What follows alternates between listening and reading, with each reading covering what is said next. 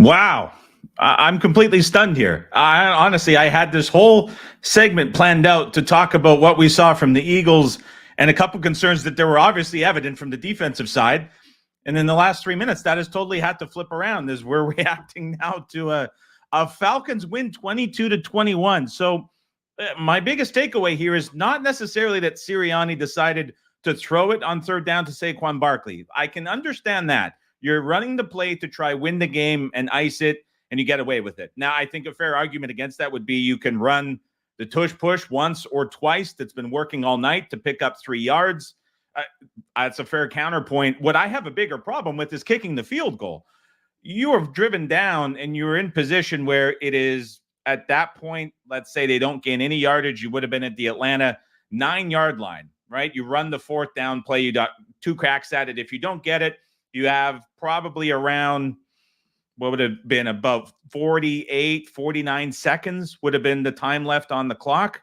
And the Falcons would have had to go the distance of the field with no timeouts. A 6-point lead in a game like that is a death scenario, especially with the new kickoff. Now, it's not a guaranteed touchdown spot to be in, but you'd rather be defending the length of the field with the Falcons, no timeouts, needing to go 90 yards to kick a field goal you're defending against anyway, than you would be in a situation where you're giving them the ball at the 30 or better. So I more disagree with the choice to kick the field goal to go up 6 in that scenario on the heels of potentially having 2 runs or 2 plays to pick up the 3 yards to win it. Settling for the field goal on 4th, I think, does the Eagles in. Obviously, the Saquon drop, sure, you criticize that, but you cannot be kicking the field goal there to go up 6. So that was, wow.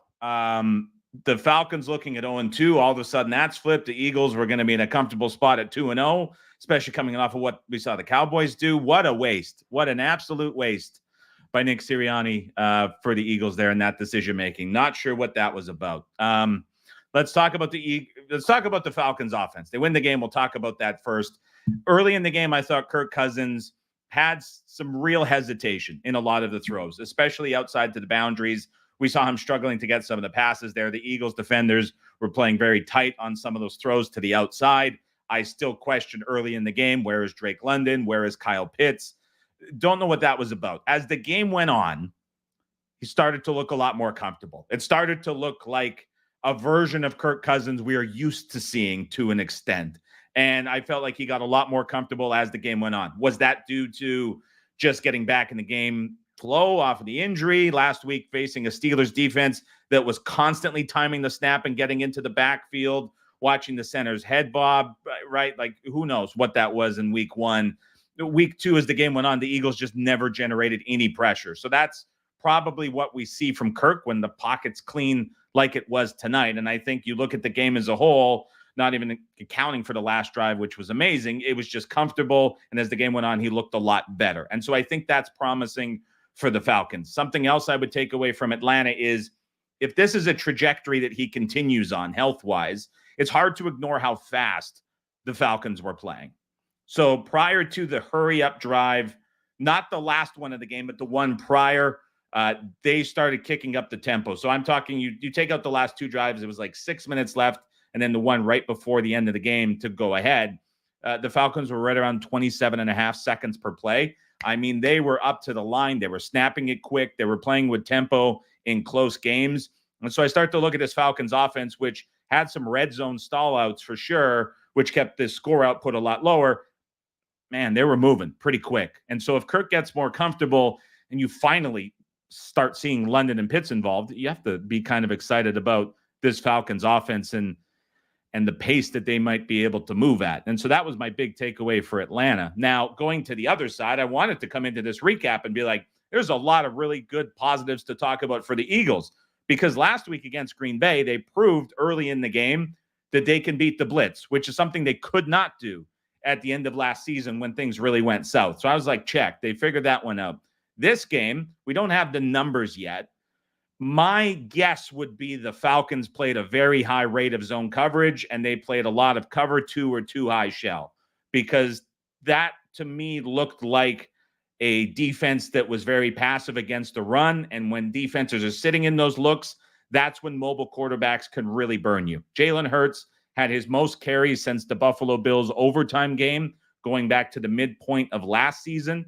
And I thought he was really taking advantage of what I would assume to be, we'll get the numbers later, to be a lot of too high shell or cover two played in zone by Jimmy Lake in this Falcons defense, which he showed that he can take advantage of. Last year down the stretch, there were real doubts when defenses started doing this. The way to beat the Eagles last year was a lot of blitzing, a lot of cover zero, or you'd sit in this too high shell, and Hurts just wasn't willing to run the football, and that took the element away. Tonight, as the game was going on, we saw that. So I'm like, okay, the big question about the Eagles, number one, was answered in the Green Bay game with the new offensive scheme. And then tonight, you have that answer against these defensive looks that Hurts is back and willing to run. Check.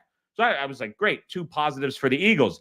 You add in a third positive where for a second game in a row, it wasn't right all the way early, and you don't have A.J. Brown on the field. So it's like, where are other guys going to get involved here? And they proved again, Saquon Barkley out of the backfield, rushing the football was a good counterpunch. You also saw the way that linebackers were keying in on Barkley, which out of the option or design runs freed up Hurts a lot. It's just a very different defense to defend. And then Smith steps up in the absence of Brown. Still, in my opinion, not enough Goddard that you were seeing involved. I thought that was going to be something that they featured a lot more in the offense.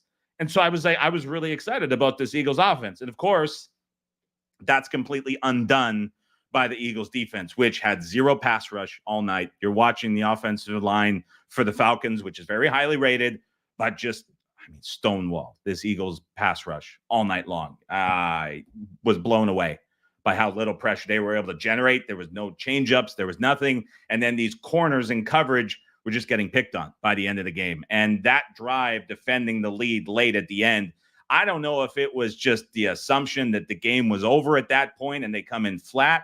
But the safeties were 20, 25 yards off the ball on some of those snaps. That was just leaving the massive spots on the field open. That drive was way too easy for a team at home trying to get to 2-0 against that Falcons offense. That was an embarrassment for what they did on that final drive. And they were just, it looked like that team and that defense that quit down the stretch in those final few games.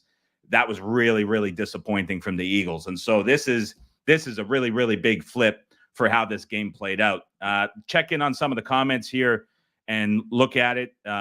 James says at that time, that point is not points. That's a good tongue twister to put me on the spot there, James. I think you mean what I was saying about how you want to go for those 2 downs rather than kicking the field goal. He also mentions, James, the issues of the Eagles offensive line. Terrible play call was brought up. So that was definitely in line with what I was thinking with that as well. Jets Pete says, Greg Easterbrook wrote about it best years ago, kick early and go for it late. That's what it is. You got to get that first down there and settle the game and get it done. A couple more questions coming in. Run the ball, the last Philly drive. That was terrible play calling. Again, I don't mind that shot to Barkley to try win the game as much as I disagree with the decision to kick the field goal. I thought the latter decision was worse than the former in that play call that they drove up. Garrett says the Philly defense on the last drive was abysmal. Same thing with Fitty. I completely agree with that. I think that's a unit to watch going forward for sure. Like just a complete no-show in the drives late when it mattered the most. Rick says, can't stand the people that say rigged, but then constantly bet public favorites. The whole rigged, fixed allegations and talk is getting way out of line. And whether that's the legalization in sports betting, I don't know. But it's to the point now where you can't scroll down a Twitter timeline or any key list that you have and not have some of that jumping in. It used to be kind of years ago hidden in the forums and deep in there when there was crazy results. You go to Covers or Cappers Mall or the RX or any of them, and you would find some pretty crazy threads. And now it's just open and in your face, and it's hard to take any of it serious, just like it was back then to try to take it serious now. But it's just so much more upfront and in your face. And so that was you're going to see a lot of that showing up, especially when you see how the game was bet, where it closed, and how that game ended up playing out. Good to have everybody stopping back for the reaction. That is a kick in the gut for the Philadelphia Eagles and their fans to blow the game in that fashion after having things set up so well the entire game and how it did. Something that I also just want to mention, when we're starting to just look at this box score a little bit in reaction, I will have the write-up and thoughts over on bettingtalk.com. The Atlanta Falcons offense, very dependent on third down for the duration of the game, and we'll see how that factors in to Eagles numbers. But something I wanted to mention and kind of had neatly organized when I was coming on, expecting the Eagles to win. The Atlanta Falcons late passes, they had 10 of them on third or fourth down, just a 21% success rate. And that was bolstered a little bit late with the play that kind of accumulated on those final two drives. But it was very much a early down, successful Falcons offense, and a late down, a lot of boomer bust plays. A lot of them went the way of the Eagles and went against the Atlanta Falcons. So when I'm thinking about the Falcons in the future, potentially kind of an intriguing over team because of the pace, because of the tempo, early down is always so much more predictive of future success. I feel like the Falcons pretty unlucky on some late downs. If that sorts itself out, kind of another reason and tick in the checkbox that you can put for those Falcons totals watching that going forward. So shocking result, to say the least, and how that game finished. That's what we get when we're watching the NFL. Appreciate everybody for stopping by. Enjoy the next few days without football. I'll be back each morning here on the YouTube channel with podcast episodes. Those will also be uploaded to Apple and Spotify Wednesday morning. NFL preview, I'll have a note on that going out on Twitter for those of you who like to jump on the live stream. Something a little bit different this week. I'll keep you updated with that on Twitter, but enjoy your Monday night. We'll talk to you bright and early in the morning with a new episode of the Simple Handicap Podcast on Apple, Spotify, and here on the YouTube channel.